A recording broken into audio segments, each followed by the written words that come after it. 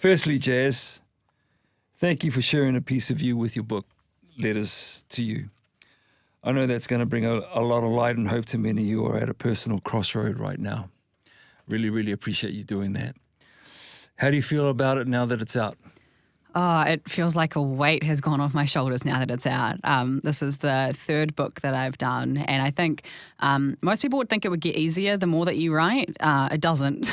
And I'm also dyslexic, so it was quite the process to get that thing out. It is a challenge. It is a challenge. Writing a book. Yeah, but to see it now going out and seeing the response is just, it makes everything worth it. Okay, so I was looking at the Whip Calls at Top 100 just the other day, and it was looking back on like the last year or whatever, and your book, Stop Surviving, Start Fighting, still in the top 100. It was right up there with like one of the Harry Potter books, which is always up there. And I was like, look at that. Isn't that... I mean, how do you feel when your book has reached how many people and encouraged and helped and probably saved lives of people, and you just see that it resonates with that many people that you're Prisoner of Azkaban, Half-Blood Prince kind of level of writing a book like that in our country? Oh, it's surreal. I think...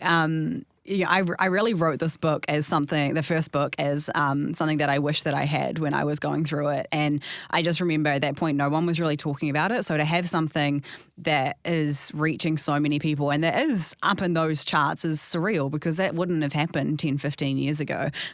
So every time I'm like, what the heck? This is so cool. But yeah. I guess a lot of people are just happy to hear someone who is confident and open and vulnerable to talk about struggles with mental health, suicide, those sorts of things, which everybody is connected to, whether it's their own issue or someone that they love has got a connection to that. And often it's just been that silent, unspeakable thing, right? So yeah. I think everybody's probably just been waiting for, you and others who have sort of risen up to actually confront these things.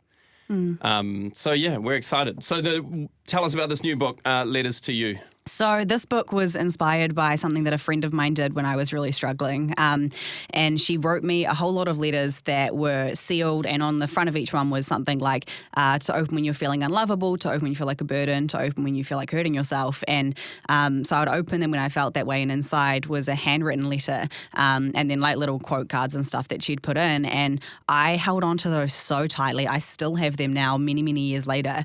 And one of the biggest things that when I'm out and about and people stop me is people want me to write letters for them or, write encouragement for them. And so I was like, as much as I wish I could write, a million individual letters, I can't. But what I could do is I could create something where people could read letters to resonate with whatever it is that they're feeling or going through. So this book isn't to be read chronologically. You flick to whatever letter that you're feeling, and then hopefully it just helps you feel a little less alone. Who do you reckon would benefit from reading this kind of book? Like, what sort of mental health issues would you be going through or struggling with for you to really take this book and be like, this is so helpful for me? I honestly think that the way that it's been written, it can relate to anyone. There are letters in there for when you are stressed, for when you're overwhelmed, when you feel like you're burning out or struggling with sleep, or when you need to help a friend and you don't know how, or if you're a parent. There's letters to parents from parents. I have a few guest writers in there. I tried to make it as broad as possible, but especially for people who are struggling with all different kinds of mental illness or just mental difficulty. I think it will really help. I think it's the people who can speak about this, about mental health and suicide and suicidal thoughts and depression, are actually people who have lived experiences. And I know that you definitely have that. 14 times of attempting to take your life is pretty traumatic. I've actually had a good friend, very, very close friend of mine, who took his life, and it was actually it was out. It's just still kind of raw. May 11th is third year down the track. You wish you could always say and do more for somebody. But what do you think you can tell someone who doesn't know what they're actually fighting for? I think that, when I was in that space, a lot of people who were talking to me thought that everything was just going in one ear and out the other, that I wasn't listening to anything that they were saying. And what they didn't know is that at 2:00 in the morning, I would be thinking about the things that they said. And a lot of it was just built consistency of Jazz, we love you, we care about you. And when I didn't know what to fight for or what I was fighting for, the people around me were reminding me of what that could be. Because when you don't believe that you have a future, it's really hard to get up and fight every day for something that you don't think exists. And so for me, I had people around me, and the fact that I tried 14 times says that at that point I still didn't believe them. But eventually, with time, I began to go, okay, hang on. These people have been consistently here for the last 8-9 years. They still haven't left. Maybe, just maybe, my internal reality is not matching the external truth. And so the consistency, they'd message me every day, just a reminder, we're here for you. Just a reminder, you have a future. And while it was something so small, eventually it built up to just be nicking away at that core belief that I had. But it can take time, and I think it is really, really, really important that we understand that as humans, it's not our job to save people, and we can't save people. When it comes to things like suicide, we're constantly like, well, what if I did this or what if I said that? And I still think that often, and I've lost a few people to suicide, and it is the most heart-wrenching thing to go through because unlike a lot of other deaths, you are left with the what could I have done? Could have I done anything differently? But I think what we have to remember is that when it comes to suicide, it's the cause of death of a long string of things that have been happening. And it's our job to be there. It's our job to be their friend. It's our job to love them. But it's not our job to save them. How do you look after yourself, Jazz, the nature of what you talk about and write about and live is extremely heavy, right? And I know you must have many people that reach out to you that want to share their stories with you. And of course you care and you love these people, but it's heavy, right? How do you carry the weight of all of that as you walk along in your life? It's definitely been a learning process. I think at the beginning, because I didn't really have anyone that I could look at that was doing similar work to the scale. My story and the way that it was being articulated was, blowing up very fast. And so I had hundreds of people that were contacting me. Now it's in the thousands every day. And at first I was like, I have to reply to everyone and I have to save everyone because I couldn't save someone else before. Whereas now I have come to understand that I can't be the person that saves everyone, and what I can do and what I'm good at is storytelling to help people know that there is hope. But I'm not a psychologist and I'm not a doctor. And so I actually don't see any of my message requests anymore. There are teams of people who see them, but I literally can't. So I have incredible people around me who will literally take my phone off me and be like, nope, I do that for the next 4 hours and all of those kinds of things. But it's that, and I still go to therapy every week. And I think that's really, really important is just a proactive thing rather than reactive. So yeah, there's a bunch of things like that to try to keep me on track. That's actually really good. We were talking about it earlier about how do you carry the weight of other people trying to reach out to you. And I know when that happened to me with my friend, I couldn't look at any message requests because they keep coming through. So I had to offload them to a mental health, an organisation, a support service who are really, really good at taking the weight off that. So the support services that are available to people who actually need them, we're doing a good job here in Aotearoa. I think that we have systems like 1737, which is fantastic. That kind of real baseline. If you're struggling with something, you can reach out. But I do think that when it is anything past that, the initial kind of reach out, our systems are not working. Well, we got some terrible statistics, right? Yeah. The worst, some of the worst, yeah. Maybe the number one worst in the world in some regards to mental health and suicide in New Zealand. What are we not doing that we really need to be doing? Because, and without trying to get all political, but the government has, apparently put away this money that's supposed to be getting spent. They campaigned on it, and it doesn't really seem like anything's changed or improved. Yeah, I think first of all, it is really important to know that the government did pick up a very, very defunded, broken mental health system. So they inherited it. There was a lot of funding cut before they got it. But I think what has been a massive issue is that mental health was really one of the biggest things that swayed our election, what the governments were going to do on mental health, because it became top kind of priority. It was across all media. Everyone was talking about it. And then they had these big flashy announcements, and what I hated so much was that they would say things like, we're going to have free counselling for people aged 18 to 25. Yeah. And it was this big glittery announcement, and what they didn't say was that was only going to be in one area in Wellington.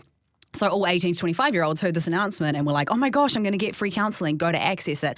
Sorry, it's not actually for you, it's for this very small group in one area. Yeah. So I think what has been really bad is that the government has made big flashy announcements like $1.9 billion invested and everyone's like, oh my gosh, things are going to change. And then it's not what it actually appears to be. And I understand that it is a process and it's going to take a long time, but big flashy glittery announcements to try and make yourselves look better doesn't do anything for the people that are on the ground and that are struggling every single day in our country. What would you want to see?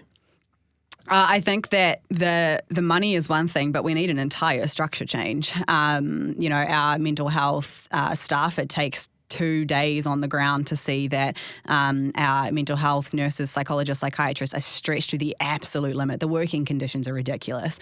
And so I think that needs to be improved. Our crisis team, who are the people that are handling kind of the most vulnerable people in our country, they're completely overworked and seeing, 50, 60 people a day for 2 people. So I think that there needs to be, yes, a whole lot more funding, but we need to be training up more people. We need to be changing the system, which is a big, again, that's probably quite a big, we need to change the system kind of thing. But it's not so easy to do. It's not so easy to do, but there are things that you can do that have been evidenced to be working overseas. And things like, that we were supposed to be sending out mental health crisis people instead of police when it came to mental health calls. That whole funding got cut.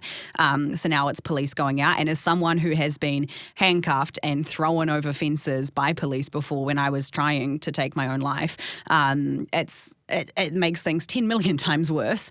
And police aren't equipped for it. They're not, able to deal with it. Doctors have 1 week of training for mental health out of their entire, the many years that you train. So everyone is ill-trained, and there are so many more people that we can be training up. And I think that there's school counsellors. It's not mandatory in New Zealand, and it's not funded by the government to have counsellors in schools, which is ridiculous, I think. Yeah. Yeah, we're talking about on a wider shift. If I just took it back to something a little bit more personal, I know that you survived a childhood of abuse, depression, chronic suicidal thinking. You were once the girl who was about to jump off the bridge. What do you feel like personally actually helped you to stay? I think what is really unfortunate is that it was absolutely zero to do with our system and professionals. I had been in and out of professional care, and including, people like SIFs who failed me massively as a kid. But the biggest thing for me was community and was the people around me. And it was, people for me within my church that were walking alongside of me and that would take me to these appointments and would just be there every single step of the way, but also real tough love. I remember one time Esther, who is a person that I wrote about a lot in Stop Surviving, Start Fighting, she kind of has known me for probably the longest in my life. And she said, Jazz, I know that I was really hard on you at times, but the reality is that I can rescue you every time that you're drowning, sure, but you'll never learn how to swim. So I was constantly having to teach you to swim to stop you from drowning. And so it was things like that real tough love of like, okay, yeah, this sucks. What you going to do about it? Like, what are you going to do? Okay. Like, there was minimal empathy at times, which I was like, you're so mean. And she was like, no, I'm just teaching you to swim. So that's why I think it's really important that when we're looking at, suicide as a whole in our country, is that it's really easy to pass the blame onto the government. The government have a part to play, professionals have a part to play, but we all have a part to play. And for me, it was the community around me that quite literally changed everything. You just mentioned your church played a part in your journey. So where does God sit in all of that for you? Oh, significantly. I know for a fact I wouldn't be here if it wasn't, if it wasn't for God and for my relationship with God is what enabled me to see that there was a future, that there was something past all of this pain. And I think knowing that and believing that there is a greater purpose is just everything. And also knowing that through all of that time, I wasn't alone as much as I felt it. And I can wholeheartedly say now, as much as everything sucked so much, I wouldn't take any of it back, because now I have people that will come up to me on the street that have been abused or that have been bullied or that have struggled with all the different kinds of things that I struggled with. And they can relate to one aspect of it and they say that they have hope. And because there's so much of my story and there's so many things that happened, it means that there are so many more people that are impacted. So I'm very incredibly thankful that I was, and I'm trusted to be able to do this. Wasn't easy, but it's worth it. Well said. You're an incredible individual, Jazz. Yeah. Oh, thank you. You got a lot going on, Yeah, Jazz. man. She was telling us off here just about how she keeps accidentally going viral and she doesn't know why. We know why. We definitely know But why. it's so cool though that you have that much reach and so many people following what you've got to say and I guess resonating with your story. In some ways that's a bad thing, because we'd hope that maybe no one would. But that would be a great one day thing. But at the moment, it's great to have someone who has a voice in this space. And we're super excited about the new book, Letters to You. We've got a copy to give away, I think. We've got a copy, a great book. If you know of anyone who might be in need of this book, it's got beautiful letters in there, a nice pick me up, and where you need some hope in your heart, then we have got a book to give away. Why don't you just fire us through a text, 8168, keyword is life, and we'll pick someone out who is deserving of your book. Jazz, you're a superstar. I know it's been so traumatic what you've been through, but as you put it out, God's purpose has shined through on you, and you're going to be a ray of light and hope to a whole lot of people, including us. Thank you so much for your time this morning. Thank you for having me.